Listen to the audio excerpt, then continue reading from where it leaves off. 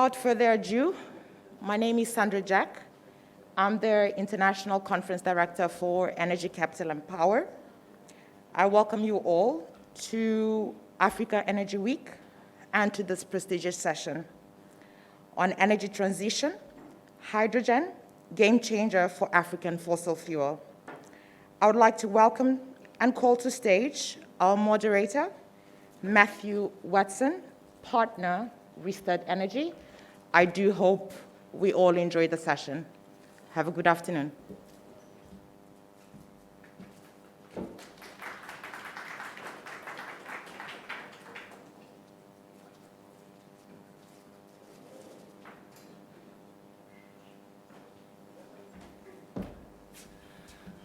Okay, good. I guess it's afternoon nearly now, so good afternoon, good morning. Really great to be here, and nice to follow up the last speaker who kind of came all the way from Norway in the snow. I did exactly the same thing. Yesterday, flew over. I may not sound Norwegian. I feel like I'm coming home. Grew up and came from South Africa, so it's really nice to be back. And really excited to be talking about topics that are certainly front of mind where I'm coming from, but really, really relevant in terms of what we're seeing in Africa, the opportunity space, and I look forward to discussing some of that today. So we've got a great panel, a fairly diverse panel, and I'll invite my colleagues to come up, and maybe we can introduce you while you're up here. So please come up, and I'll let them all introduce themselves, but just to recite them by names to start with, we have Lars Greiner, who's an associate partner, Middle East and Africa from HSBC Hamburg Port Consulting. We have Josef Mahendran, who's an associate vice president and regional director of Sub-Saharan Africa for Black and Veatch. We've got Dr. Falk Bömeke. Excuse me if my pronunciations are off, I'm sure you can correct me, who's the head of Division for Bilateral Energy Cooperation, the Federal Ministry of Economic Affairs and Energy, Germany. We've got Fredrick Ndi-Obiosa, who's the regional manager at KBR. Werner Diwald, chairman of the German Hydrogen and Fuel Association, and CEO for PTX Solutions. Dr. Gary Mocke, Strategy and Sustainability Lead for EMEA Transport Infrastructure and Logistics at the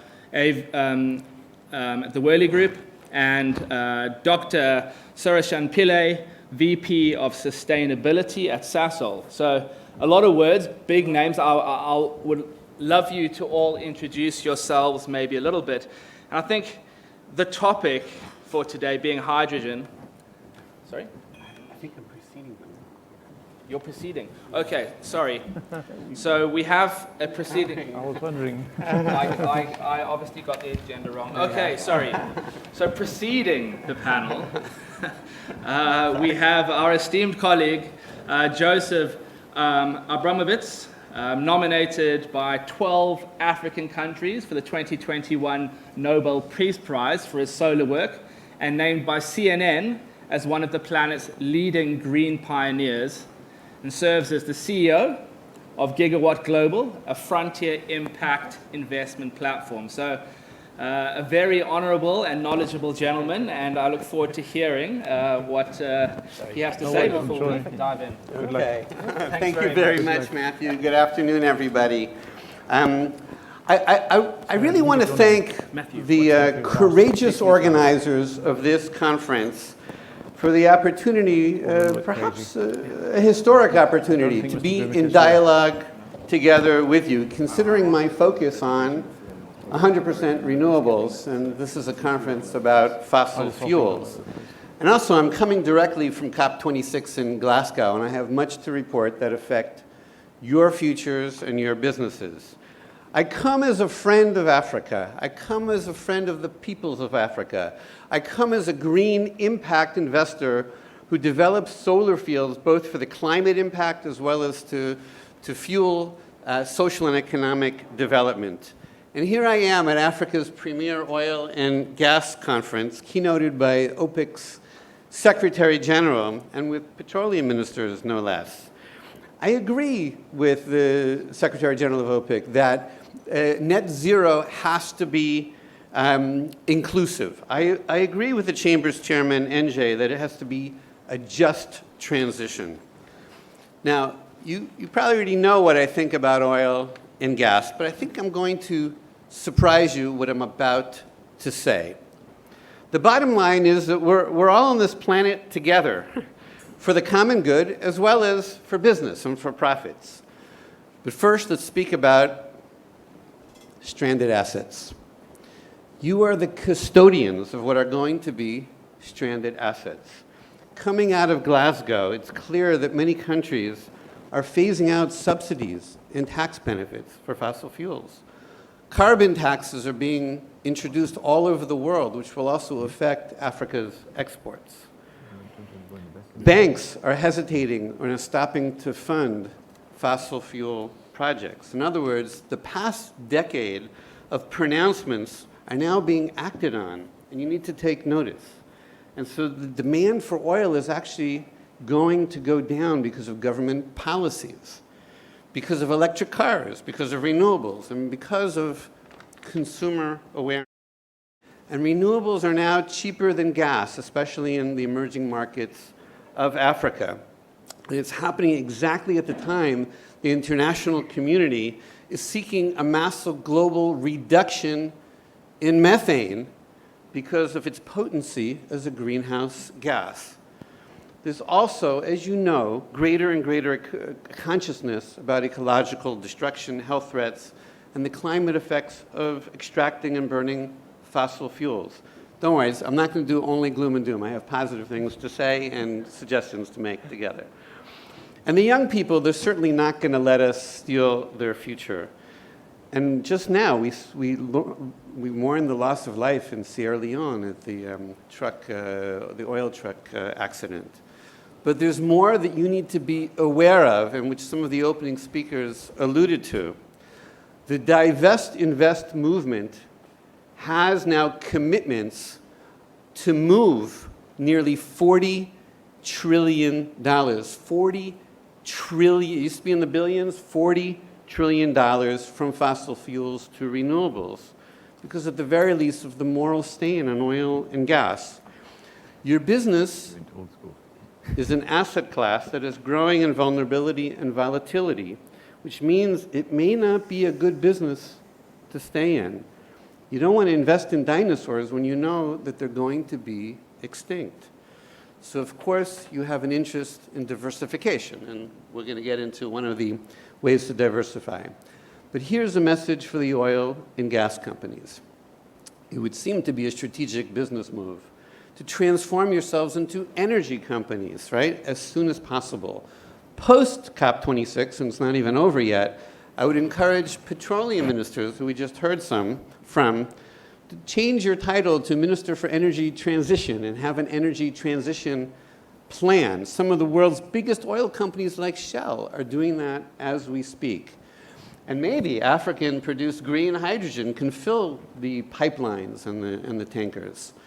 And green energy companies now are looking for capital to scale, including GigawattGlobal. We're active in over 10 African countries with renewable energy projects, and we are open for business.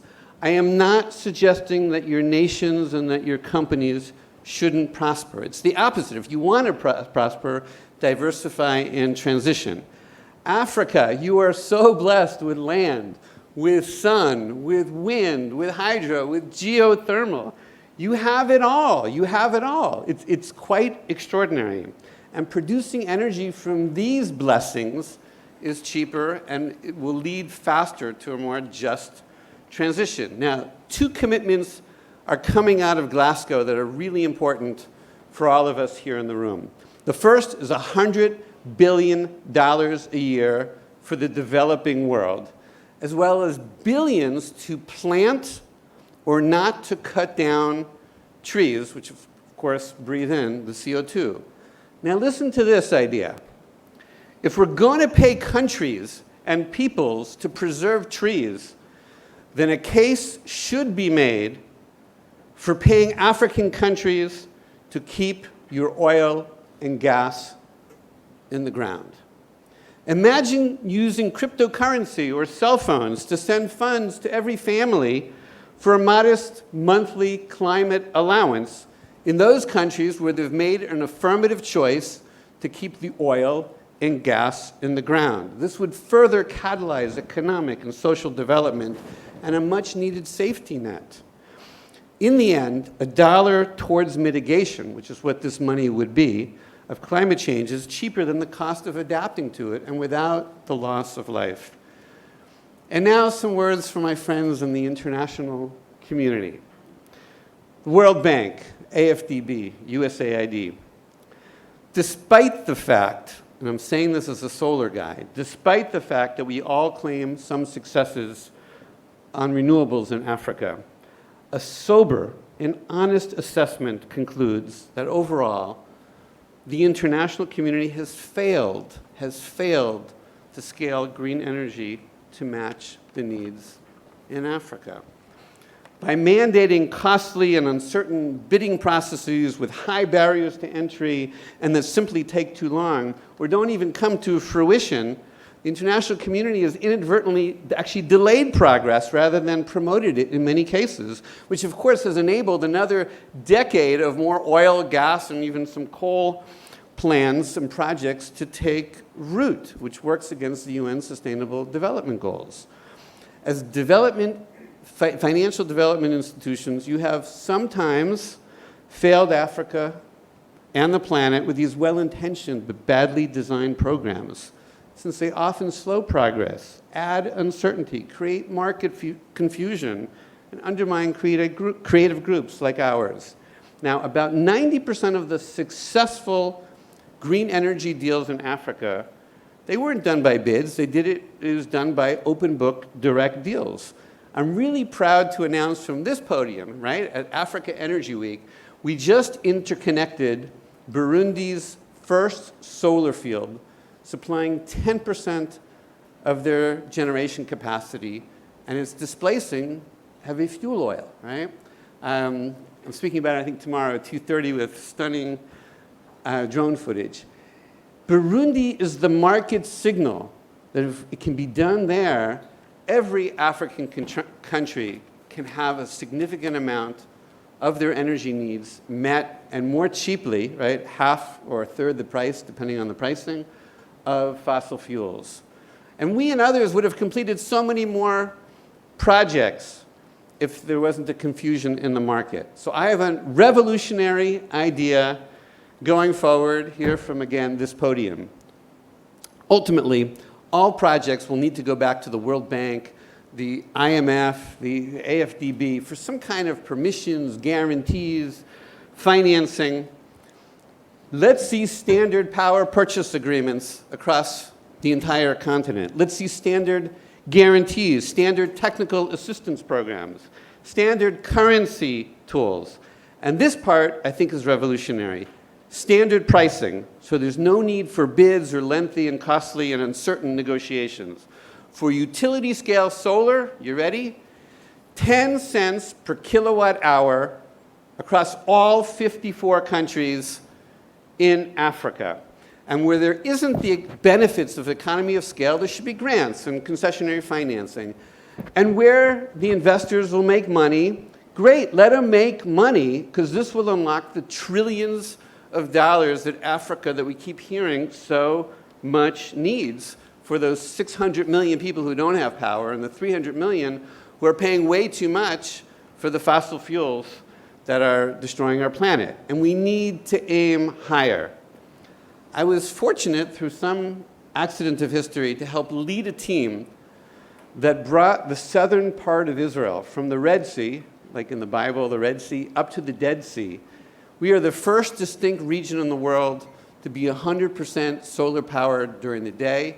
And we're going to be 100% day and night by 2025 with some new storage technologies.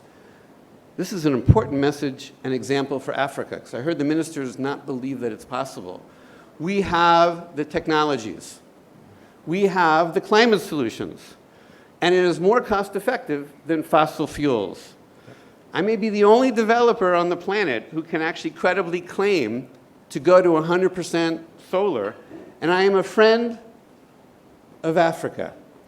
Africa can be 100% powered by renewables by 2030, certainly by 2035, because the United States of America, the US, is going to be 50% renewable by 2030, and by 2035, they're going for 100% day and night.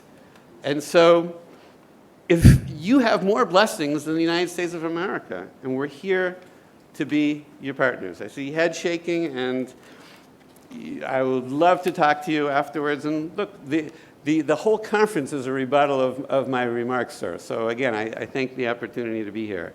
But let's together turn Africa into one of the most valuable renewables in Africa, into one of the most valuable asset classes in the world by providing certainty and speed. And this will unlock the trillions that Africa so much wants, while also helping to meet the world's climate and development goals. Investor certainty in this Pan-Africa 10-cent per kilowatt solution will make investments in renewables even more attractive to the oil and gas companies, because there's cash flows for 25 years and without volatility. We all have to ultimately look ourselves in the mirror during this climate crisis and look our children and grandchildren in the mirror. And so to conclude, a lesson from history. I was a young anti-apartheid activist in college, and actually was very proud to be banned from pre-democratic South Africa. A generation ago, the world came together to isolate and economically sanction apartheid South Africa to the point where the old system was no longer sustainable. The moral case to end profiting by Western universities and pension funds from companies that made a profit by doing business in South Africa, it won the day, as did the heroic and historic fight for justice and equality on the ground. I have come from Glasgow, and in Glasgow, the world is coming together again to right different kinds of inequalities and wrongs against the future of our children and grandchildren, against the indigenous peoples and island nations that are so vulnerable, against the poorest of all of our people who suffer disproportionately.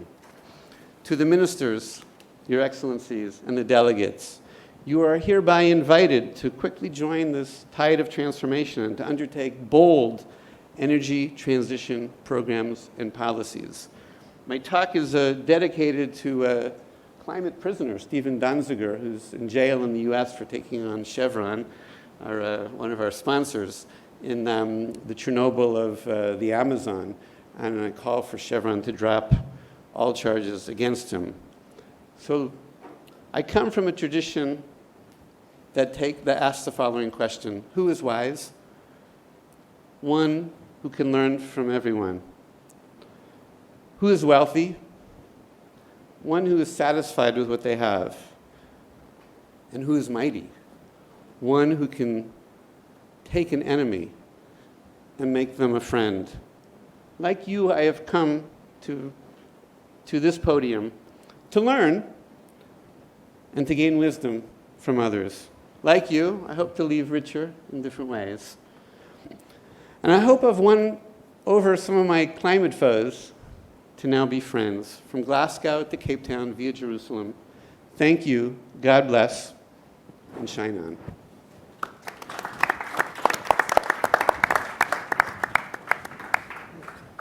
Thank you very much. I think great presentation. I think great setting the scene and a fairly ambitious scene you've set, and it's up to us to quantify that, maybe under a bit of a focus microscope of hydrogen. But one thing I can totally agree with you on, representing Rystad Energy, who's an independent knowledge house focusing on energy, is that Africa truly is in a situation where they have this wealth of natural resources, but also the climate, the cost levels, and ultimately the ability to scale up in terms of renewable energy in what is a fast-moving market. So thank you very much for your words. So we're going to do a deep dive on hydrogen, and the title of this panel is Hydrogen. I'm going to kind of emphasize the word game changer, because I want to challenge all of you to quantify. how much do you buy into this? We all buy into hydrogen. It's still very early on in terms of the role that it can play as we go through this transitionary period and building towards these net zero ambitions. But how much of a game changer is it for Africa, both locally and in terms of what it represents as an economic exporting power piece in terms of driving the African economy? Now, we've got a diverse audience, as I said, so what I'd like to do is maybe just throw the ball, give you all 1 or 2 minutes. You know, you're all wearing different lenses, looking at the market from different angles, and I'd really just be interested to start off at a high level. You know, how much do you buy into hydrogen playing this core game changer role? And we have people, you know, from the transport and logistics, from engineering and construction. We've got people from the policy and partnership side of things, project management, specifically on the renewables. We've got energy and chemical companies here. So I think a very diverse group of people. So I'd be really interested, you know, looking through your lenses, how positive are you towards hydrogen when it comes to the future of Africa, both domestically and from a global economic point of view? So maybe we can start with you, Lars. Okay, I was going to offer to start with the guys that are online. Oh, sorry, yes. Gee. Welcome to the gentleman. Why don't we start with the two online? I need to kind of get my magnifying glass. I see Dr. Falk, you are first up on my screen, so why don't you give your 10 cents to kick off? Well, thank you very much, and thanks for having me at African Energy Week virtually from Berlin. Obviously, I would have loved to come to Cape Town, but unfortunately this time it wasn't possible. I'm heading the Division for Bilateral Energy Cooperation here at the Federal Ministry for Economic Affairs and Energy in Germany. And we have a lot of energy partnerships around the world, including with South Africa. To answer your question, it's definitely an essential element to complete climate neutrality all around the world. Germany has set itself a goal to be climate neutral in 2045, and that means climate neutral in all sectors. It means steel, chemical processes, aviation, shipping, and to reach that, we are convinced that we need green hydrogen as the missing puzzle piece to reach climate neutrality, as I said.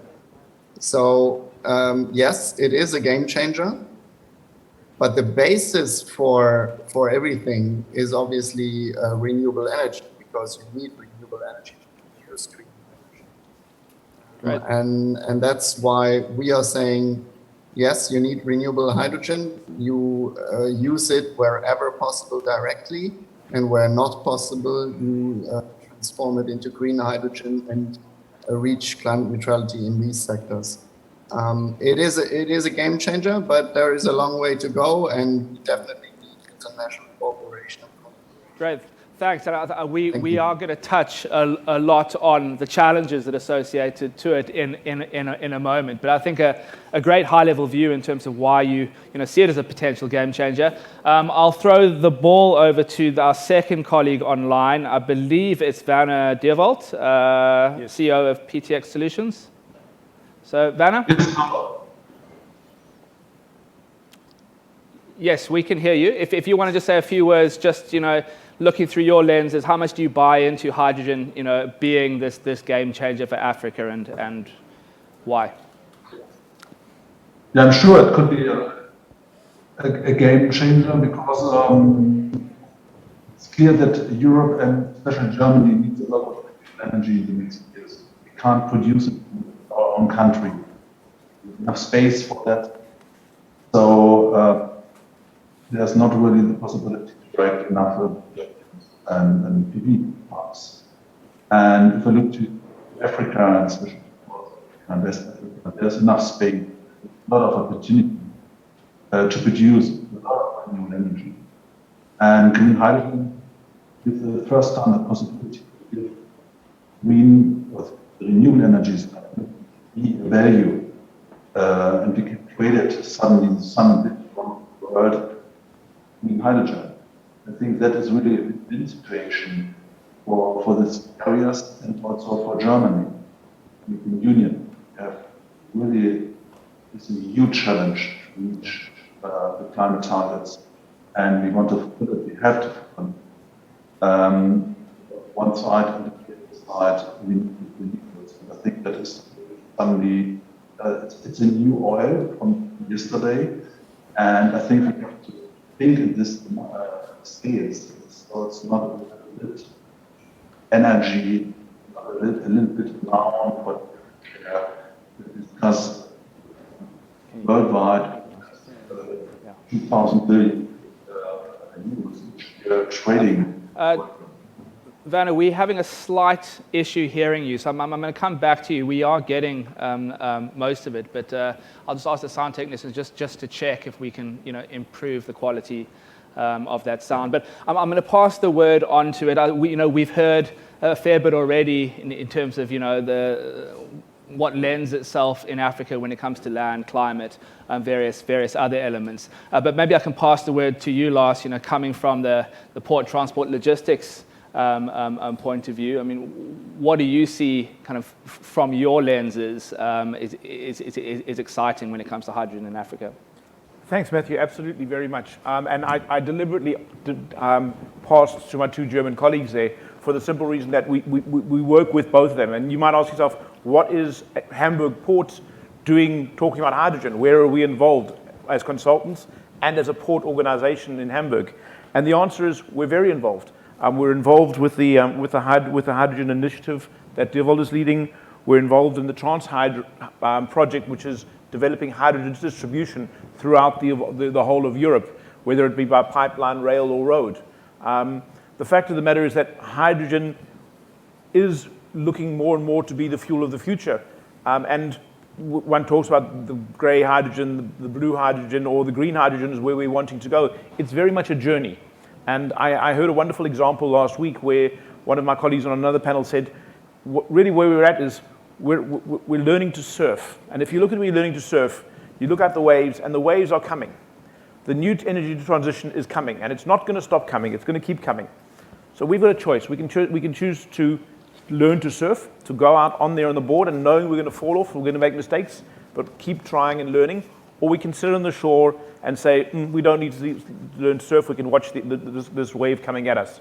And I think it's very important that Africa has now a chance to learn to surf at the same time as everyone else. And if it sits back and it says, no, we're going to stick to the old technologies and sit on the shore and wait, the cost of entry to the new transition fuel later will be that much more expensive. As we've heard many times already this morning, Africa has all the resources to become a leading producer of hydrogen. Europe and the Northern Hemisphere is going to need to be an importer. So the opportunity is there right now to jump technologies, to say, okay, fine. Yes, I don't disagree. Oil and gas is going to be the fuel for a while longer. But we are starting the journey right now with hydrogen, and now is an opportunity to jump in at an early stage. From a point of view of coming back to HALA and HPC, our Altenwerder terminal in Hamburg was in January 2020 declared the first carbon neutral container terminal in the world. That means these things are achievable. Reaching carbon neutrality is achievable. Reaching absolute zero is going to take a while, but we are on the journey already. We are looking at the import ways in Europe. We'd love to partner with African countries to help develop the export potential, because you need specialized handling, you need specialized distribution, as well as the shipping potential. Yeah. So from our point of view, we see Africa as an absolute market with massive potential if they choose to jump in at the right time now when the opportunities are there. I'm sure some of my colleagues will talk about the financing and the development. The future is here right now, but you need to learn to surf right now with the rest. Otherwise, you're going to be left behind. Yeah, and you're absolutely right. It is a journey. We talk about hydrogen as this singular thing. Of course, hydrogen represents different things to different people in different ways, from the grey, the blue to the green. And of course, a lot of this focus is about, the green piece in terms of creating that minimal footprint. But if you look at hydrogen, what it's represented historically, it's really been, focused, around the refining and the fertilizers and so on. And we see, certainly from our research, that we're going to see a quintupling of demand by 2050. And that's not driven by those two sectors. It's all these additional applications. And I'm going to pass the word again, and I'm just going to drop little pieces just as we go so we don't become too redundant talking about the same thing. Maybe I can pass on the ball from Lars, and we're moving to Joseph. Joseph. There you go, Joseph. Very good. I'm a big believer that whatever has been said so far may come to fruition, but I'm also a skeptic from the standpoint of, you know what, there are a lot of impediments. Whether if the answer is, can you give me a one-word answer as to whether this is going to be a game changer? Yes. Is it going to happen right now? Maybe not. Hydrogen has been nicknamed the Swiss Army knife of fuels for a reason, because it can be used, it kind of blends well, sector coupling is possible, and a lot of things can happen. But there are many other impediments that we need to kind of overcome before we reach that state. Okay, I'll just stop at that. Then. Yeah, no, I think very good point, and I'd like people to pick up on these things because, as much as hydrogen has huge opportunity, and from a factual point of view, 51% of global emissions are either fully or partly addressable through hydrogen. Okay, so that's a fact. But hydrogen is in a competition of its own, right? That there are a lot of other ways that can be addressed, and I guess it's the question during these early stages in terms of how we're trying to move to this green hydrogen from a cost point of view, from an investment point of view, from a timeline point of view, also from a regionality point of view, and of course we're talking about Africa. I think there is no singular correct answer, and we're going to see diversifications of routes. So with that, Joseph, I'll pass the ball on. And who do we have? It's Gary. Gary, yeah. Gary, thanks, yeah. Gary. Yeah, so I like your metaphor about surfing.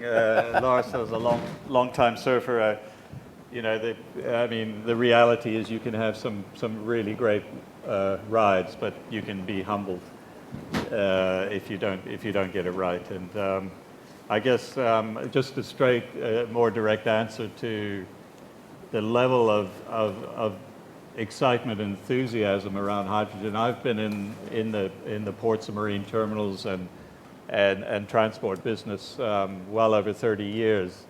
And I've said to a few people recently, I almost wish I was 20 years younger because of what hydrogen represents in, both from a technological point of view and I think as many people have touched on the opportunities for Africa. So I work in an organization that's very much has a history in petrochemical industry and delivering major projects, and I have to say the conversations, the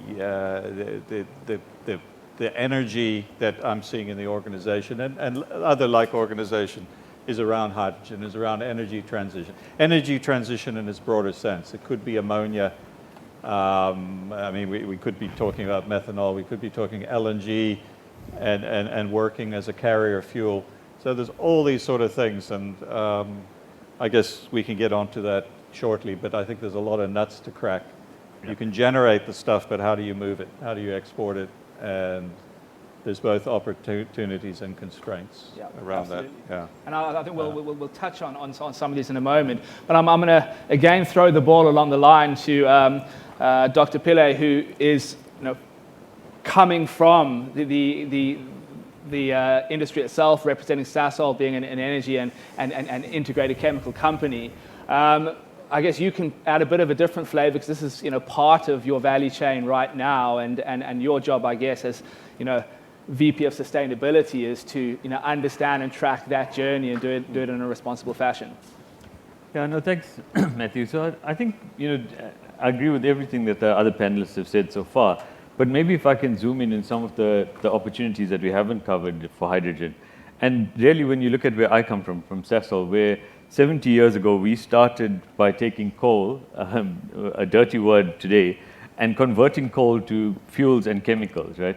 And we really see that opportunity using the same technology, the FT technology, to take a clean fuel source like hydrogen, combine it with sustainable carbon, and then make the products that the world will demand.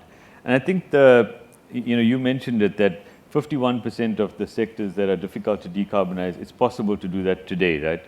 Now, how do we do that? And we have opportunities. We can export hydrogen directly to the world, but we can also export other products. And Africa's got that advantage. We've spoken extensively about the renewable advantage that Africa as a continent has, but we've also got a technology advantage. We've been practicing this technology for more than 7 decades, and we have the ability then to make these fuels and products of the future that the world is going to demand and supply them to the world. I mean, one of the sectors that I'll talk a bit more about is the aviation sector. We know there's a need for urgent action today.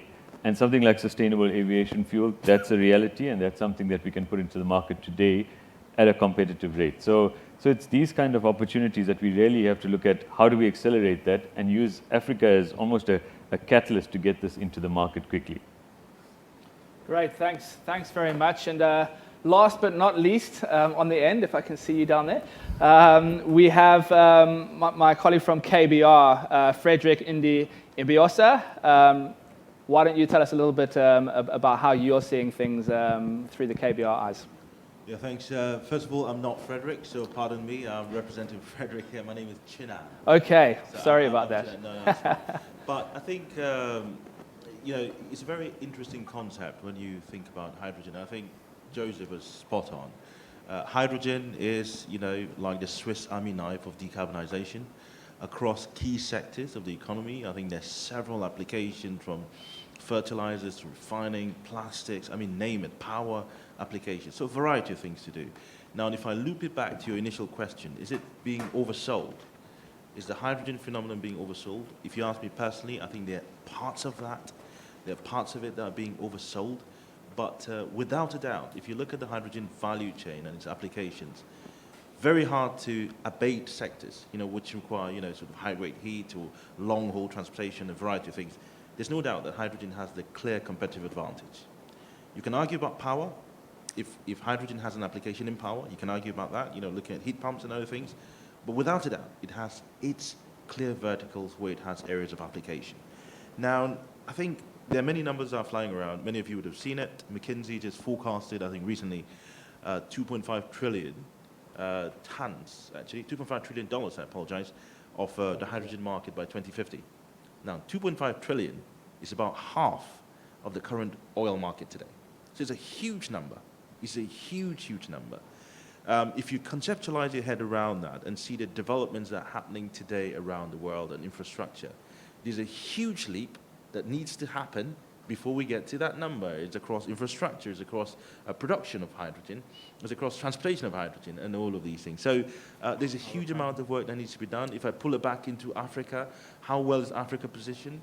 I think if you ask me, South Africa, especially, if you look at the levelized cost of hydrogen for South Africa, or you compare it to the best in class across the world, Australia and the Middle East, South Africa is incredibly well positioned. So I think a lot of discussion here for today needs to be, how do you make it happen? What sort of regulatory framework do you need to catalyze that sort of investment?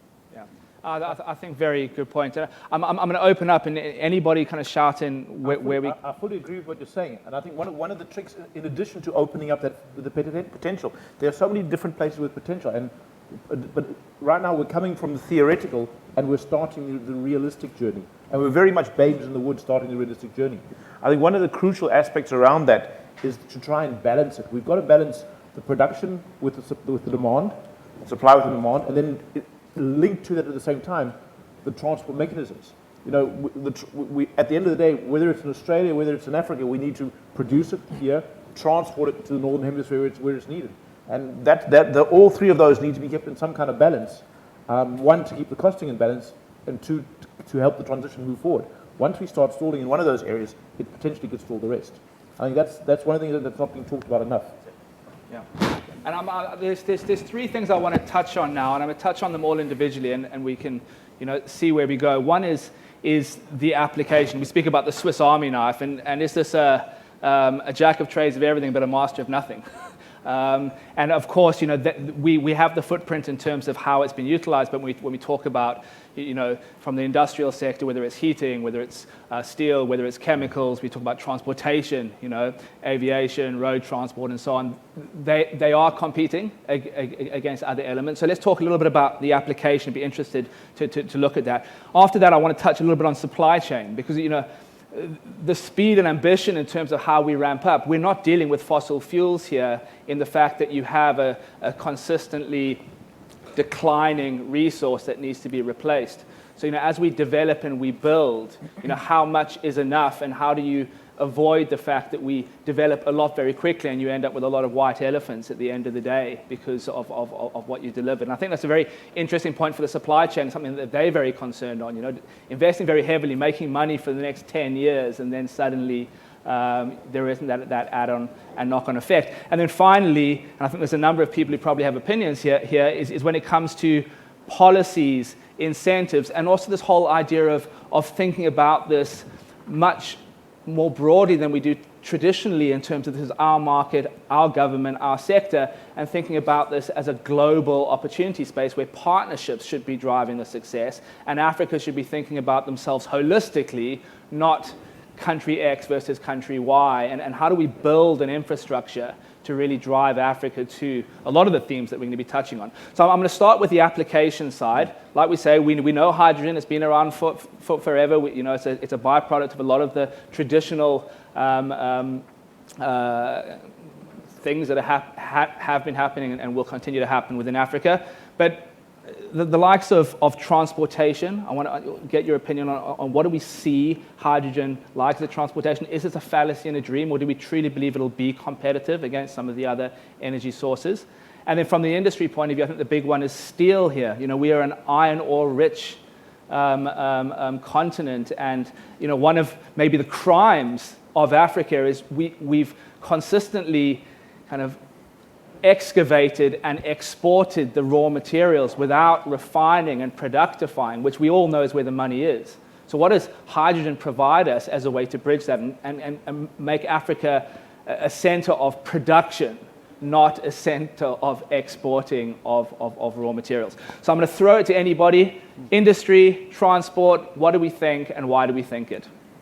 Yeah, so maybe I'll start by saying, so I think the worst thing we can do is try and shoehorn hydrogen for all applications, right? I don't think it's a solution to all our problems, and I think we must really look at it. Let's start with the mobility, right? Hydrogen will have its strengths.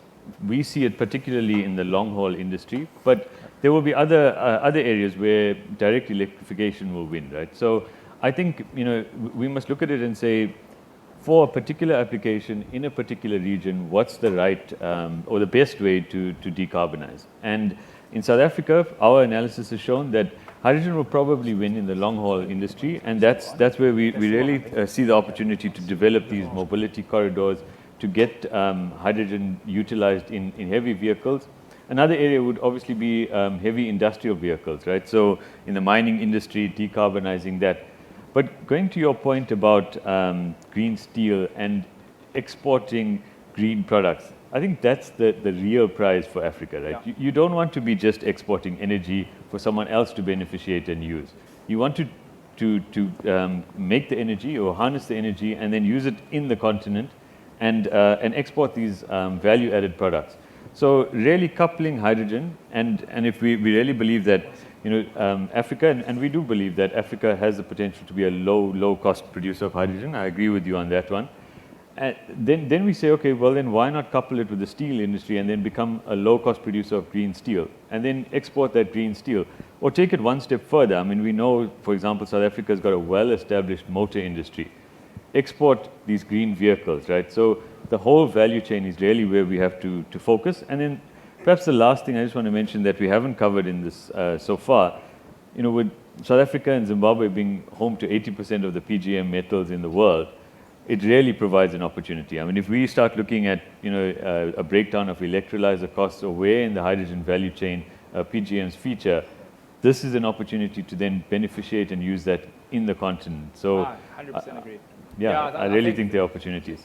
I mean, basically, it's leveraging the natural resources that we have, and these resources play different roles going forward, and it's rather than shipping it out from now on, it's utilizing it both internally or productifying that and bringing it out.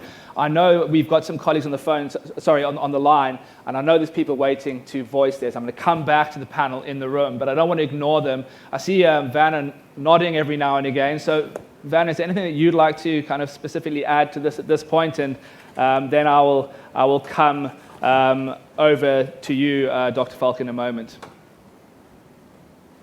I agree completely. I think we have to divide. If you have to import energy, I think the pipeline solution is the best one, and because it's the cheapest one, it's very easy and store energy in pipes additionally. But on the other side, if we import products, derivatives which are produced with hydrogen, I think there's a big chance for the exporting countries to create a deeper value chain. I think that so it's not black or white. I think those things will become. I expect if you look on our targets 2045 and now our new government, I think if we don't import really up to 2040 fossil-based products and energies. So we have really a very, very high demand for green energy and green products. And I think for that in our strategy with our partners, so that we really develop the right infrastructure also. I think it will be a mistake to start with projects which are not linked to a strategy. So we spend a lot of money in some few projects, but in the end they don't pay on a strategy, and they are not integrated in a real strategy. Thanks. So I think that is what we have to create now with the African country to start this discussion, this strategy vision. Yeah, great. I 100% agree, and I think a lot of that is extremely relevant things we'll pick up on in a moment. But just quickly to you, Dr. Falk, Germany, of course, is very much kind of the visible European entity, looking at Africa and building these partnerships, and maybe comment, what is it that entices Europe to really look at Africa as this exporter of hydrogen, and where do we see the applications of this from your eyes? Thank you, Matthew. I hope the audio is a little bit better. Yep, we good. Perfect. Well, we have passed a national hydrogen strategy in Germany, and we have identified the sectors where we think it's best to use green hydrogen. As I said before, if you can use the electricity directly, the green electricity, then that is the most efficient way. But there will still be some sectors that can't be electrified, and there is an obvious one: airplanes. You will probably not be able to electrify completely with a battery or something. But you mentioned steel. And obviously there is also a chance for development for African countries, as was mentioned, to have more of the whole value chain of things. But I think we are looking for both. We are looking for development of African countries, and obviously because it's because we all love the African continent, but to tell you the truth, and everybody knows that, we also do it because we will be dependent on importing green hydrogen. We can't produce it all in Germany, we can't produce it all in Europe. And a quick question on this. For excellent conditions. Yes. I want to just jump in because I've just been informed that you are a specialist when it comes to funding. I think this is something we're going to touch on, but when you're looking at this through your expertise and specifically looking at funding available to kind of drive this African development in terms of the hydrogen value chain, how feasible is this? Because it's a house of cards if we don't have the ability to fund a lot of the opportunity space that we believe is there. But I think there will be vast opportunities for African countries and investors in African countries because the geographic and weather conditions are just too good to not use them. And then the money will flow where good opportunities are. And we will, as a government, as a German government, as a European Commission, and also from other governments, we will help to start this global ramp-up of green hydrogen market. That is what we're looking at. We're looking for scale. We're looking for scaling effects on the price. So we are happy to see hydrogen projects evolving all over the world. And we are ready to support this. We have actually dedicated 2 billion euros just for international partnerships. 2 billion euros, that's 30 billion grants. I think that's... just for international partnerships. And when you put it in rands, it sounds a lot. From the German budget. We are ready to put this into the game, but we need much more. We need private investors. But I see many opportunities there. The race is open, it was mentioned already. If we don't serve, then others will serve. If you don't serve, others will serve. And Germany is ready to serve. We're not very good surfers. We're happy to learn from the South Africans. So let's do it together. No, I think that's really exciting to hear, I guess, for everybody here and outside, that there are people who want this first mover advantage. There is capital being made available because I think there is belief in the fundamentals in terms of what we're seeing and the curve when it comes to technology application and the competitiveness. I'm going to just quickly stick. There was a couple of other people I think wanted to say a few words when it comes to the applications of hydrogen and how much do we believe in it as a competitive part of the value chain. So I'll just pass down to the end. Yeah. Yeah. So I think the way I think about this, if you think about, to the point that Doctor was making there, when you think about decarbonisation at a high level, what makes sense in the very initial is thinking about how you can improve your efficiency, lowest hanging fruit. Beyond that point, we think about electrification. That makes massive sense, and then hydrogen, CCS, and other applications come beyond that point. Now, if you look at hydrogen, the global consumption of hydrogen today is about 70 million tons. So that's hydrogen at refineries and a variety of applications. That's a given. The issue here is much of that hydrogen is grey hydrogen. So that the CO2 is vented into the atmosphere. So if you think about green hydrogen, what makes sense today is for us to think about how we can displace that grey hydrogen. We co-locate, go to refineries and applications where they are, set up green hydrogen plants and displace that. That market is there and it's a given. You can't contest that. Outside of that application, you mentioned transport. The transport phenomenon for hydrogen, I don't think hydrogen will compete with EVs, electric vehicles. On a like-for-like, an EV just beats hydrogen several fold. But the application of hydrogen in long-haul travel, when you think about trucks, large trucks and large vehicles, is unquestionable. So I think anything around sort of 6.5 tons and above, maybe 7 tons and above, hydrogen has a clear leading advantage there. Aviation, again, sort of thinking forward. So I think these are the applications. Electrification, power, I just don't see how hydrogen competes with heat pumps. Yeah, no, I think that's very much what we see as well. Batteries are definitely at the forefront of transportation, unless we're looking at real heavy duty or long distance transport where the kind of synthetic fuels play more of a role. But there is clearly an opportunity within Africa to both optimize what we're doing and how we're doing it, but also create this export potential across the board. I've been told we've got 10 minutes left, and unfortunately our session has been cut short. So I still want to run around, but I'm going to ask you to bring your answers down to kind of 30-second ones so we can get as many voices as possible on a number of the topics I still want on that topic that he mentioned. Let me jump in and keep it brief. So what I wanted to say was the stuff about not being able to do stuff under the power area is true. It is very true. Hard to abate sectors, I think hydrogen will play a very, very major role.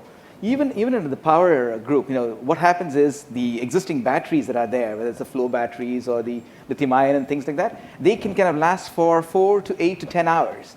and they have to be kind of used as soon as it's produced. So that's the fallacy. However, with hydrogen, you can use this as a battery storage component for months. Talking about, you can kind of store it forever and then use it whenever you need it. So there is where I think the power aspect will come into play. Absolutely. And I think the whole piece of hydrogen in the greater scheme is, if we're talking about green hydrogen, it is about making it more competitive. And the only way it'll work, and it goes to the presentation we had before, is making sure we have the renewable infrastructure, getting away from the intermittency challenges to bring down the cost of electricity and the cost of electrolyzation, because that's 80% of the cost of producing green hydrogen. And when you put that next to blue hydrogen, it is not competitive all at the moment. So I'm going to ask you that question now. We all seem to agree that there is a market for hydrogen. There's clearly applications we can utilize it for. There are opportunities to export it, and that's been discussed on the line. But how do we bring the cost of producing it down to a feasible level that it becomes economical? And this will require large-scale investments in renewables, not just in terms of developing the actual renewable assets, but it's the infrastructure and everything that goes around that. I know a number of you are coming from the supply chain piece. I'd be really interested to kind of hear, what's the feasibility of ramping up at the speed that we're talking about to deliver on the opportunity space we see? Okay. Yeah, look, I mean, I work hand in hand with very, very bright chemical engineers, mechanical engineers, and the process side, the electrolyzers, that's moving apace. But having worked in the ports terminal sector for quite a long time now, the time frames, you could say the costs need to come down of the production, but moving the hydrogen, retrofitting facilities. You mentioned you started with coal. We're involved in looking at a coal port and repurposing part of the coal port. And these are this is on behalf of a coal company. They're looking very seriously at how they can just leapfrog from coal to hydrogen. And I really think, there's all sorts of opportunities now with bunkering vessels. They cannot travel as far if they're running on hydrogen or ammonia or whatever. Africa's got that. And the way we work with a lot of these first movers is and I think you might use the term low-hanging fruit. I think there needs to be a roadmap, and that is hopefully the beneficiation, the consumption locally. We're doing work with the mining industry, certainly that can be done, but really the low-hanging fruit is being able to move the hydrogen, and there's a lot of cost associated with that. Yeah. And there's a lot of technical challenges still. Do you use LNG type vessels? There's a whole lot of things that need to be solved and making it cost effective. And my colleague Lars can obviously talk a lot more to that, but that's what we're seeing. Yeah. Picking up on what Gary is saying, again, I highlight again. Gary said used the word roadmap. I used the example of waves. We're at the beginning of a journey, and what we need to do is we need to understand that this is a journey. There will be surprises. There will be changes along the way. We need to. The transition to hydrogen is going to be. Hopefully you can still hear me. Yeah. An extremely expensive one. It's going to be a difficult one, but the funding is available to help smooth this. Yeah. And we need to actually make the commitment to draw up the roadmap and say, this is the way we plan to do a road trip right now. We know the road trip is going to start, but let's start with the first step and see where we go. The funds are there. It's going to be expensive. It's going to be difficult, but we have to do it. We have no choice for this planet. But I think if we look at the learning curve in terms of what we're achieving with hydrogen versus other kind of newer fuels, there is a lot of positivity. So I think overall we seem to agree it is a game changer in terms of potential. We see the applications both domestically and abroad. We agree that there is a lot of investment that is required, a lot of learning and kind of development in terms of how we kind of bring this to a scalable level. And I'm going to finish off, and I'm going to ask you all for a very quick takeaway, because the elephant in the room here is that we all believe in the application. We all believe that the scalability lends itself to Africa. What do we need? And I'm going to ask you all to just answer this as your final word. What do we need to see in terms of policy, in terms of incentive schemes, and in terms of getting money to the table? Because without those, this is all a pipe dream, irrespective of how it stacks up in our head. So what do we need to see happen to really make money come to the table and to make this a uniform, consolidated journey that Africa's on? So probably a broad question, but I want all of you to take a stab at it, because I think this is going to be the crux as to how quickly we can move on this. Last, maybe we can. Well, actually, let's start with the gentleman on the screen as we finish off. So, Werner, we'll start with you, and I guess both of you are probably fairly close to the partnership and regulatory piece. So, maybe have a few words. Perhaps first we need very, very soon market introduction program, subsidy program, which is in line with the market. So it's seen for renewable energies, we get this EEG, this renewable energy law, which get really a fair market for green energy, and I think it's the same for green hydrogen. And second, we have to create a market design which initiate really a demand of green hydrogen, so for the steel sector, but also for the fuels. You see, for biofuels, it works very well. We have this needing to feed in green biofuels in the fuels which we bring to the market, and I think we have the same opportunity for the green hydrogen. And then you will see that the market increases dramatically overnight. Okay, thanks, Werner, for those comments. 30 seconds each, guys, so I'm getting pressure on time here. So, Dr. Falk, over to you as the funding expert. What do we need to see? Let me be very clear, because we run out of time. I think as a first step, it's necessary to have political leadership for a climate neutrality goal, because that will attract investments, that will give certainty and assurance to investors that a country is going down a certain route. We have set that goal for 2045 in Germany. We are willing to use the opportunities with our international partners. We have two main funding instruments, a funding guideline that can provide hydrogen producers up to 50 million euros. We have another instrument, H2Global. I'm happy to talk about it in more detail. I'll send you the details. That is something we can use to tackle the problem that we have at the moment. Green hydrogen is just too expensive for the market to function. There will be nobody or almost nobody to buy green hydrogen. So we need the help. We are ready to provide this help. And let me cite great Nelson Mandela at the end. It always seems impossible until it's done. Let's do it. Absolutely. Great words. Thank you very much. And let's go back to the gentleman in the room. Following on to my German colleagues, as I'm sure you've noticed already, the Germans are fully aligned. We're also part of the H2Global Alliance. We're ready to rock with this. We need the commitment from the countries. As HPC, as consultants, we're there to help them to unlock the funds, to develop this, to take the first steps. We need the commitments from the countries and from investors in the country to take those steps. Great, thanks, Lars. So I would say the end user, alignment, being first to market, and willingness for both the residential and the industrial users to change, political will to kind of change. That of course is important. Decarbonization, that should be front and center. If you have all these things, I think then this could become a reality soon. Great. So still work to be done, but we believe it, right? Yeah. Good.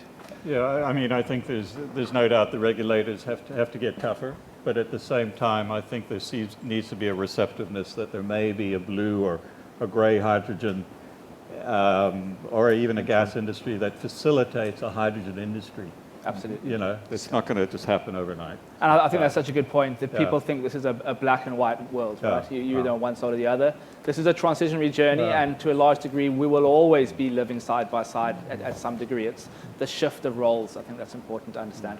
Yes? Yeah, Matthew, I think we're all in agreement that for hydrogen to be competitive, we're going to need scale, right? But for us to get to that scale, we're going to need incentives, we're going to need that push. And we've spoken now about H2Global. We need to understand, as you just said, it's going to be a transition. We're going to go from gray to blue to green.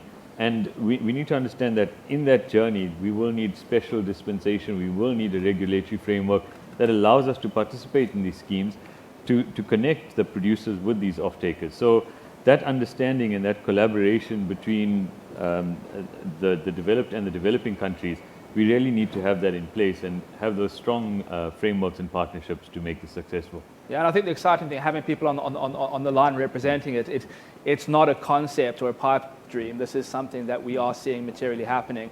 Absolutely. And it's, first movers taking it, but I'm pretty sure, like surfing in the waves, that this will grow and escalate, and as long as we're all in it for the same goals. And I think that's a key thing. That's always derailed a lot of elements, is the misalignments in terms of what we're trying to achieve. So if we're all focusing on the same thing, we've got the support globally to make it happen, which I think is an exciting place to be. Absolutely. I think, Matthew, I'll just build on what Dr. Pillay said.